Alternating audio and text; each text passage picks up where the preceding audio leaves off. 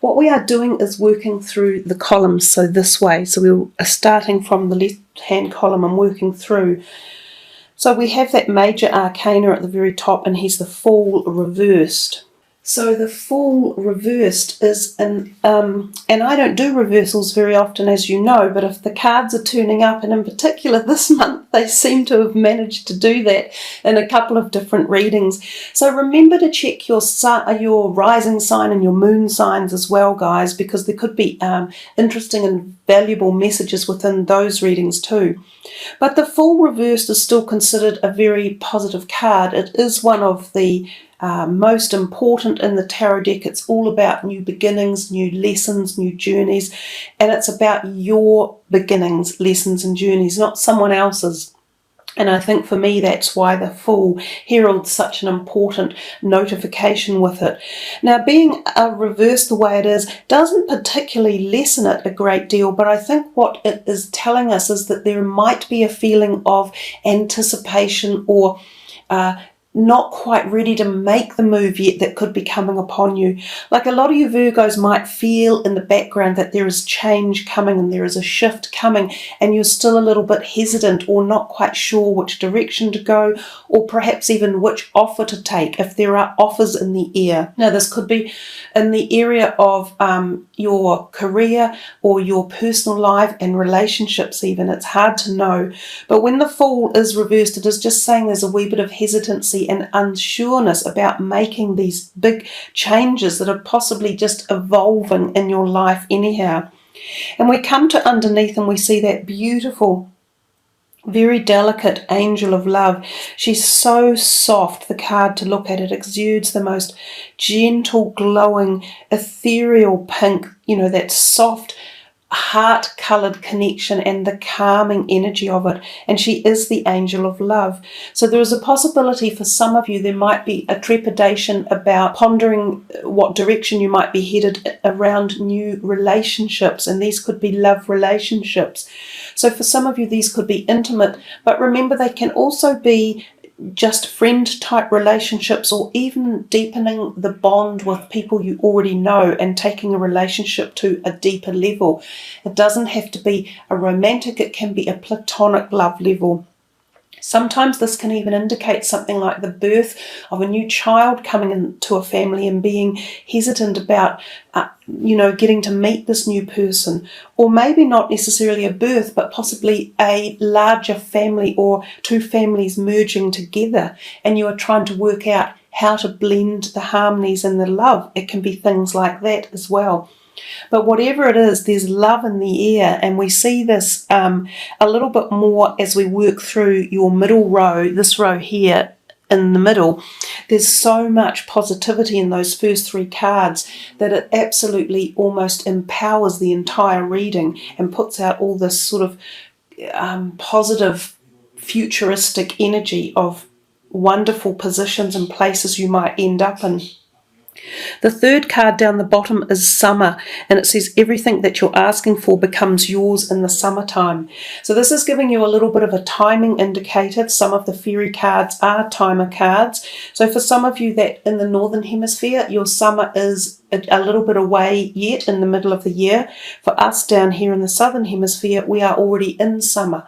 So perhaps for some of you, these changes, these internal changes are starting to kick in at the high level already, and you may be feeling, as we say, a little bit of trepidation or uncertainty in the way they're going. But I think the messages are saying don't have too much worry about this. Let it happen and feel the love, feel the love bug instead of the worry bug or the anxiety bug. We move into the next line and we have at the top the Four of Swords and then cornucopia, and then walk away. Now they kind of give three different messages in and of themselves, so somehow they must be intertwined. But the one at the top, the Four of Swords, often means it's a good time to take a rest and a respite away from something, whether this be an overworking energy around you, or there have been too many things on your plate or too much going on. It can be a really good time to just go away for a weekend, even like a retreat, to a spa, or to enjoy being out in nature. go for a bushwalk or a tramp through the mountains or a hike along a riverbed or by the sea. Sometimes this can also refer to spending time alone with a very close partner, and it can be an intimate partner. And this can sometimes be when new relationships are on the cusp of forming, which could be connected to this angel of love in the first row.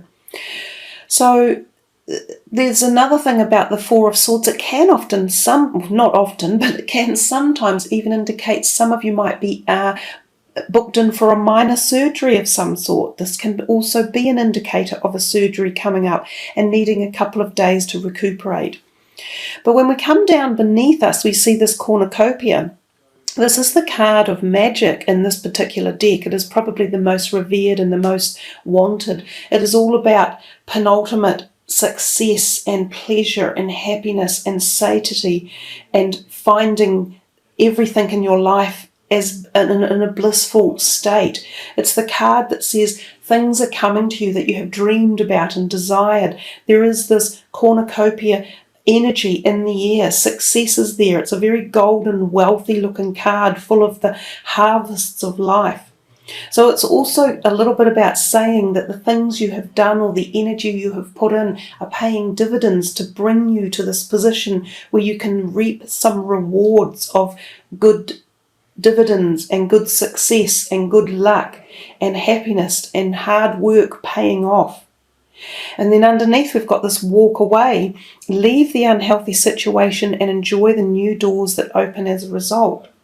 So is it something that you guys have been holding on to that has prevented you from reaching through the branches of the cornucopia manifestation?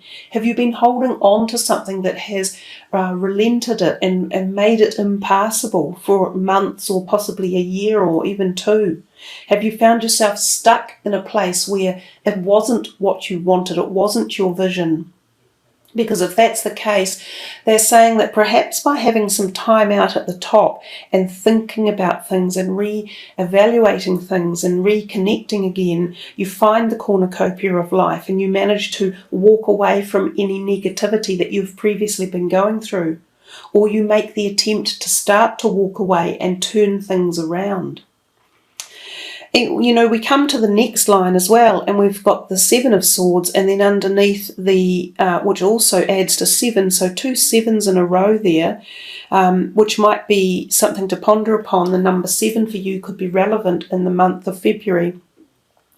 And 7 is very much about the fundamental principles of psychology, inner evaluation, and a road to seeking philosophical or esoteric connection. It's about the spiritual essences of life. But we come back to the 7 of Swords at the top, and I don't like this card. It's one of the least favourites of mine in the deck, and it's not even one of the major arcanas. But I often think that when it turns up, there's some deceitful activity going on around you, or the possibility of some deceitful activity. And this can be in a group of friends. It can be new people you come across who could be trying to dupe you out of something. It can be work colleagues or a boss or something that is happening at work. What it tells you is to be very careful at this time, so maybe throughout the whole of February, about your personal privacy and your intellectual property and your things like your passport and your identification. It's when that card shows up, sometimes you can get these things stolen. So if you're buying off the internet, be very careful what you are purchasing and how you purchase it. You know, what I've found in the past is a really good thing to do. You have a separate Visa card for small transactions on the internet, right? So you have a very low level limit of credit on it. So maybe a maximum of $1,000 or something. And that is completely separate from any other of your Visa cards. And that's the only one that you use on the internet. So it has no access to your other banking systems or your other cards or your money as such. And I think that's quite an important or prudent way to be dealing when we're working with so many fraudulent systems around us. I also notice when this card comes out, we see a global increase of fraudulent activities, of new virus software coming through computer systems, and of some pretty dodgy major political stuff going on, or or espionage type energies. So keep an eye out for that in the month of February and see what happens. But for any of you, another perspective of the card is that sometimes you are contemplating yourself, that are you doing things right? Are you going in the right direction? This is the card of a person who is making a decision, but they're not entirely sure that they're making the right one, and they have regrets because they've left behind 2 of the swords still standing. So he's sort of stealthily taking 5 of them, and almost in a hidden manner. His face is hidden to people, so he feels as though he's not quite making the right choices in life, and wondering if it's going to come back and bite him in the arse, if you like, later on. And if you look at the card to the right of him with the 5 of Pentacles, that can be an indicator of something like an event from the 7 of Swords, but we'll get to that as we move into the 5 of Pentacles.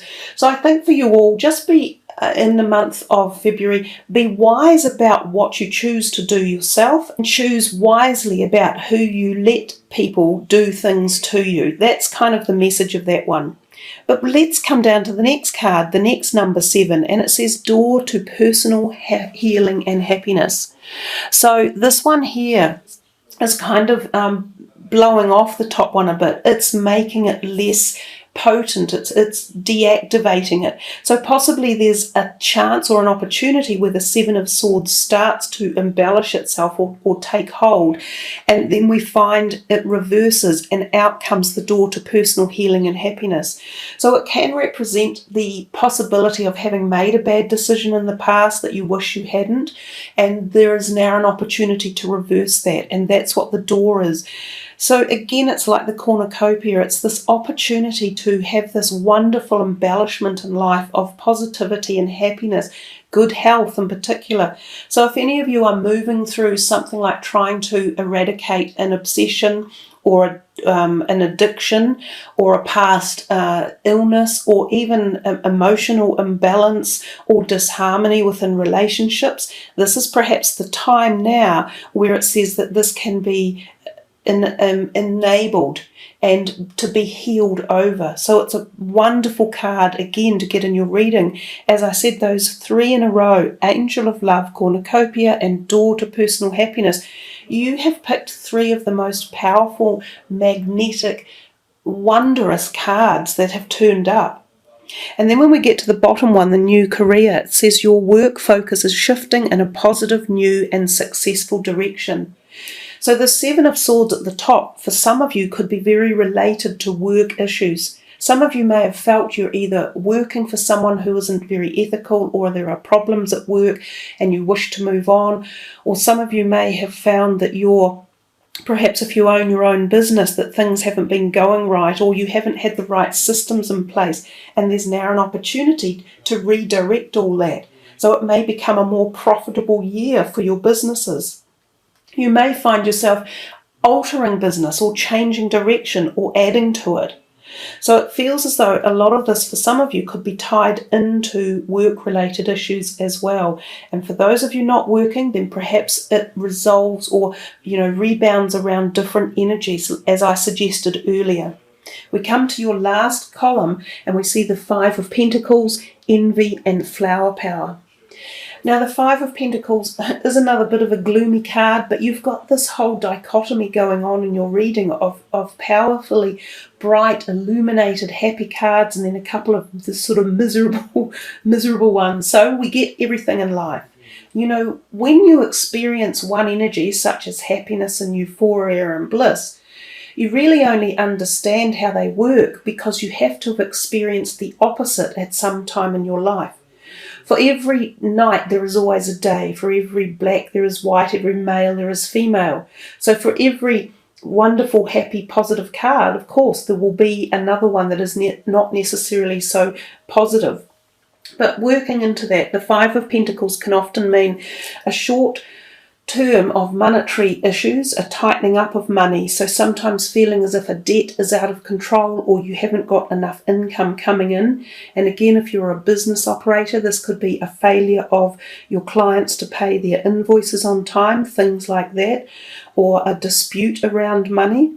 Another thing it can represent is being hurt or wounded one way or another, and needing a small surgical operation, which we've already mentioned up here.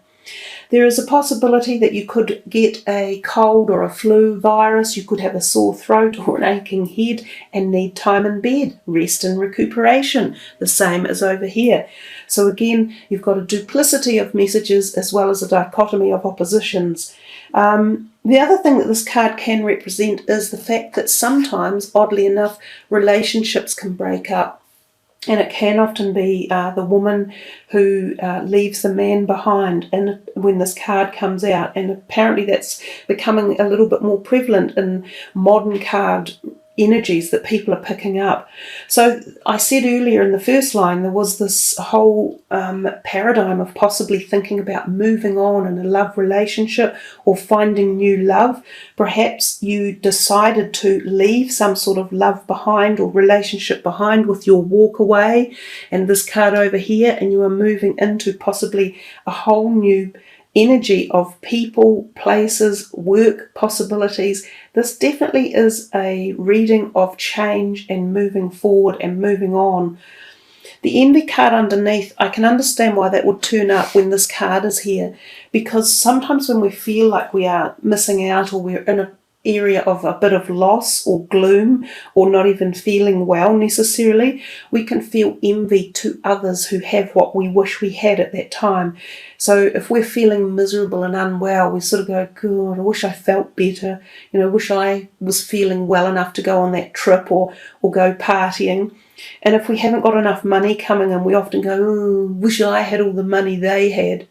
But envy does the exact opposite of what you wish for. The picture here is of the lady, enviously looking out at this beautiful city of gold, and she forgets that she already has most of everything she wants, so she looks beyond her own health and happiness, and that's what envy is. So instead of looking out and wishing you had something that someone else has, you bring yourself back to what you have got and you show gratitude and appreciation and drop the envy off. Because when we allow envy in, you can be guaranteed of this much: you will never ever receive that which you are envious of, because that's how the universe works. That's how the whole synergy of The Secret works, and that's what it's all about. Envy is one thing to just give up and get rid of.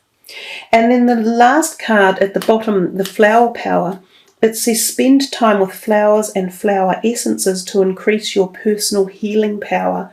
So I think that's a really nice card to end that column. It tells you that you have the ability yourself, perhaps through naturopathy or healing herbal essences or just time again in nature, to heal yourself that way. There are a lot of wonderful remedies available for us all in the realm of healing.